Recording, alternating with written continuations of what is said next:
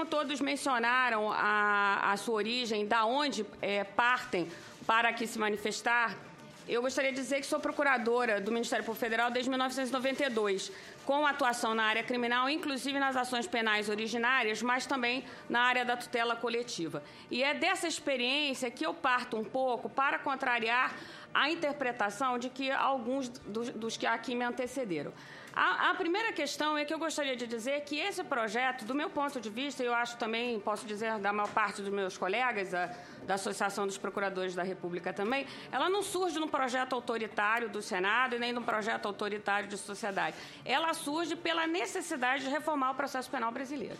O processo penal brasileiro, ele não só, ele tem um Código de 1941, tanto ele necessita de reforma que existe um projeto de Código de Processo Penal, né, na Câmara, existem inúmeras legislações, projetos de lei de reforma, e diria que o Senado está preocupado com quem entra e com quem sai, porque hoje mesmo, pela manhã, nessa mesma CCJ, foi discutida o projeto do Senado da audiência de custódia. Então, o Senado, ele está preocupado com o preso provisório, com o preso pobre, com o preso que está preso indevidamente. O problema é que o processo aqui, ao contrário daqueles que alegam que se pretende, com um projeto de lei, colocar mais gente na cadeia e que isso seria autoritário e que se isso afeta a presunção de inocência, não me parece que é esse o ponto. O ponto é trazer mais igualdade ao processo penal, porque os crimes que aqui estão, não há que se confundir cautelaridade com presunção de inocência. E quando se alega que a jurisprudência está pacificada, que o Supremo já pacificou, é importante dizer que o habeas corpus, que foi de 2011, ele foi um habeas corpus por maioria 7-4 naquele momento, parte dos ministros não estão, e mesmo depois, os mesmos ministros que já estavam refizeram a sua posição em inúmeros processos. E que processos são esses? São aqueles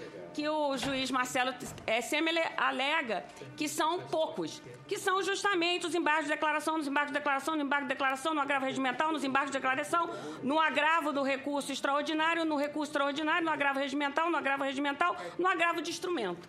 Esse é um processo no Superior Tribunal de Justiça. Se nós procurarmos os precedentes que o Supremo hoje tem e o Superior Tribunal de Justiça tem, ele ordena a execução da pena antes do trânsito julgado. E o faz por quê? Em razão dos recursos protelatórios. Então, quando nós analisamos esse processo, esse projeto de lei, independente dele ser aprovado ou não, nós não podemos negar que o processo penal brasileiro, precisa de reforma. Precisa de reforma para implementar a audiência de custódia, que hoje se discutia aqui pela manhã.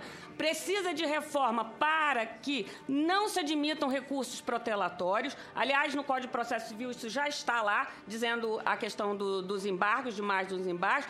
Precisa de reforma para dar paridade de armas, porque, ao contrário do que é dito, os embargos infringentes atrasam, sim, a atuação, a execução, atrasam, sim, o processo penal. E mais, aquele recurso que de fato vem do Tribunal de Justiça de São Paulo, que os números do Superior Tribunal de Justiça, no boletim que se encontra na internet, e o Tribunal de Justiça de São Paulo é, sim, um dos maiores demandantes do Superior Tribunal de Justiça, as decisões do Tribunal de Justiça não vão ser reformadas com recurso especial, vão ser reformadas por habeas corpus, porque os habeas corpus são inúmeros no Superior Tribunal de Justiça. E assim atesto meus colegas que hoje atuam em matéria penal no Superior Tribunal de Justiça. O que acontece é que o sistema brasileiro precisa ser reformado para que nós não tenhamos a baixíssima coercibilidade das decisões dos juízes. E essa baixíssima coercibilidade, ela vai desde a pena alternativa, porque uma pena alternativa, ela não é cumprida na maior parte das vezes. E por quê? Por um outro motivo que não se falou aqui ainda, que é a questão da prescrição. A prescrição, os marcos interruptivos da prescrição são fixados no Código Penal e o que acontece é que um recurso especial extraordinário que evita a possibilidade do cumprimento de uma decisão judicial de segundo grau, o que, aliás, foi admitido pelo Supremo Tribunal Federal posteriormente ao famoso julgamento do habeas corpus, foi admitido justamente na lei da ficha limpa, no acordo da ADIM, 4.578, que é um acordo enorme de 350 páginas, onde essa questão da presunção da inocência para perdas dos direitos políticos, e em função de uma decisão de segundo grau, é extremamente comentada e debatida. Então, essa questão da baixa coercibilidade deve ser uma preocupação dos legisladores, do Ministério Público e dos próprios juízes, porque quando nós estamos falando nesse projeto, o projeto diz: vamos revogar o artigo 600, parágrafo 4º do Código de Processo Penal. E o que é isso? É a possibilidade de somente a defesa apresentar razões em segundo grau. O que significa isso? Significa que no Tribunal Regional Federal da primeira região, com 14 estados na base, com a sede no Distrito Federal, o processo vem e depois o advogado é intimado. E isso aumenta o curso do processo. E o que se perde aí? Prazo. E o que corre? Prescrição. Outra questão, os embargos infringentes. Interrompe? Não interrompe. O que se perde aí? É prazo. O que corre? A prescrição. Então, todo esse processo legislativo, nós podemos discutir. O Supremo interpretou naquele momento contra a sua própria interpretação. Inclusive, eu sou autora de um artigo, junto com a minha colega Mônica Nicida, que se encontra aqui, e um colega Fábio Guzman, justamente da análise de como o Supremo chegou nesse habeas corpus. E o que ele fez antes e o que ele fez depois. Porque o que ele fez depois, ele mesmo reconhece que existem situações de recursos protelatórios. Por outro lado, quando se invoca o princípio da inocência, é importante dizer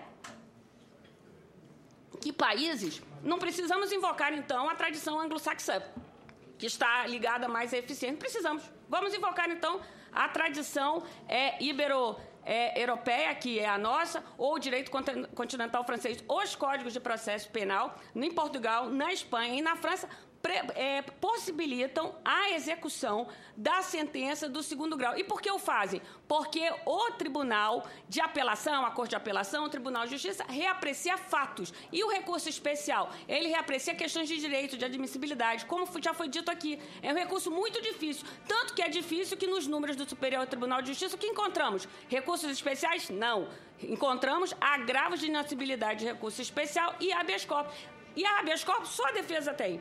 E, de fato, o juiz Marcelo Temer tem razão. Vários desses habeas corpus são concedidos para fazer com que determinados tribunais de justiça cumpram as decisões do Superior Tribunal de Justiça. Mas isso, e, portanto, não ficarão presos esperando o recurso especial, porque esse aí nem vai ser admitido. O que vai acontecer é que o processo, muitas vezes, ficará trancado, inclusive em habeas corpus, sem que a prescrição esteja interrompida e que não se possa dar cumprimento a uma sentença de segundo grau.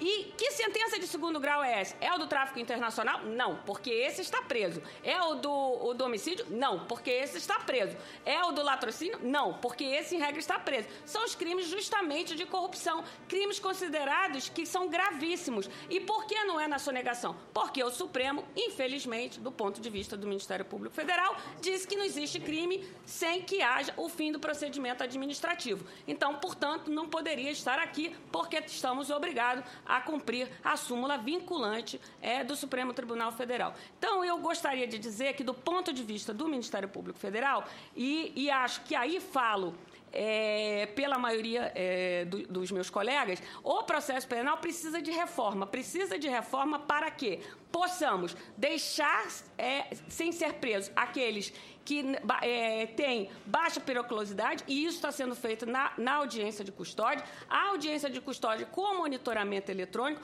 porque as medidas do 319, que o Código de Processo Penal foi reformado pelo Legislativo, justamente para que se pudesse ter penas alternativas, mais uma prova que não está se pensando em prender todo mundo, e não é um projeto autoritário, fascista, nazista ou qualquer outra coisa que se possa pensar, porque realmente, como já foi dito também, debate aqui parecido não ia acontecer nunca, e eu, por exemplo, não estaria aqui mesmo. Então, seria muito difícil. Agora, eu acho, com certeza, nenhum de nós aqui estaria.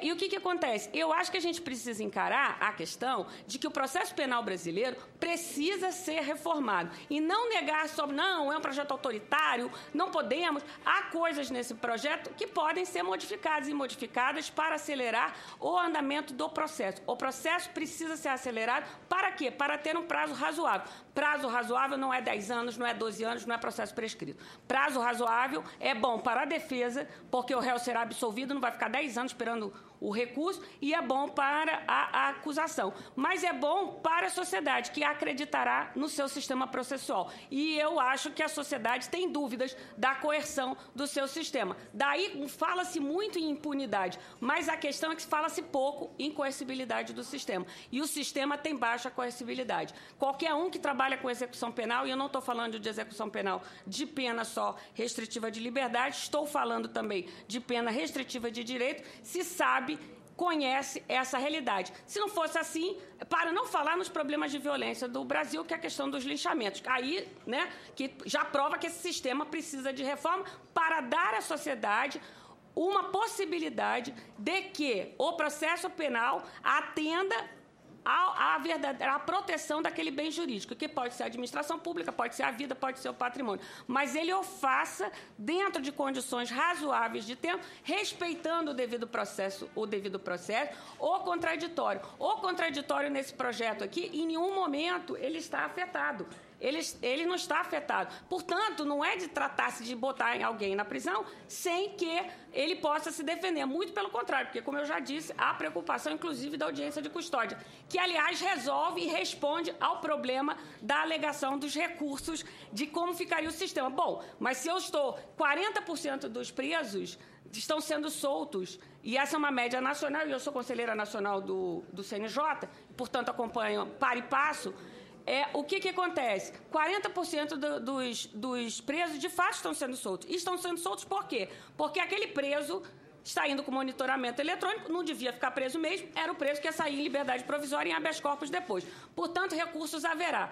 Por outro lado, há uma preocupação enorme de todo o Ministério Público e do Supremo Tribunal Federal, julgando agora, inclusive, ações de melhoria do sistema penitenciário, inclusive com recomendações para que não haja o contingenciamento do FUNPEI, que é uma verba enorme, porque 50% dos valores dos concursos lotéricos vão para o FUNPEI. Se não contingenciar, teremos muito dinheiro aí. Então, temos que adequar o sistema. De um lado, fazendo a audiência de custódia, com a presença do Ministério Público, da Defesa e do magistrado. Do outro lado, melhorando o processo penal para que o processo seja célere, evitemos os recursos procrastinatórios, tenhamos mais prazos interruptivos da prescrição, possamos dar cumprimento às sentenças em segundo grau de crimes que não só aqueles que costumamos ver como réus presos, e, do outro lado, tenhamos um processo penal mais célere e mais justo. E o Supremo Tribunal Federal, ele mesmo revê a sua posição. O que acontece hoje é que o Supremo faz cada caso. A lei, para isso existe lei, é para tratar a todos igualmente, não dependendo da posição de um juiz ou outro. Daí a discussão da audiência de custódia por lei e não somente no projeto piloto dos tribunais, que, aliás, só atinge as capitais. A lei fará com que atinjam todos, porque todos os presos têm direito à audiência de custódia. Então, eram essas um pouco as considerações que eu tinha, e compreendo a questão dos senadores e das senadoras no sentido de contribuir com o debate para a reforma do processo penal brasileiro, que precisa ser mais eficiente e mais eficaz. Isso não implica em tirar o contraditório, o devido processo legal, implica em incorporar novos elementos. A audiência de custódia e, por outro lado, a colaboração premiada, que também vem sendo bastante discutida e tem também, já foi inserida em várias leis que estão aqui no Congresso, que já passaram pelo Congresso Nacional. Então, era isso um pouco que eu gostaria de falar diante das falas que me antecederam. Obrigada.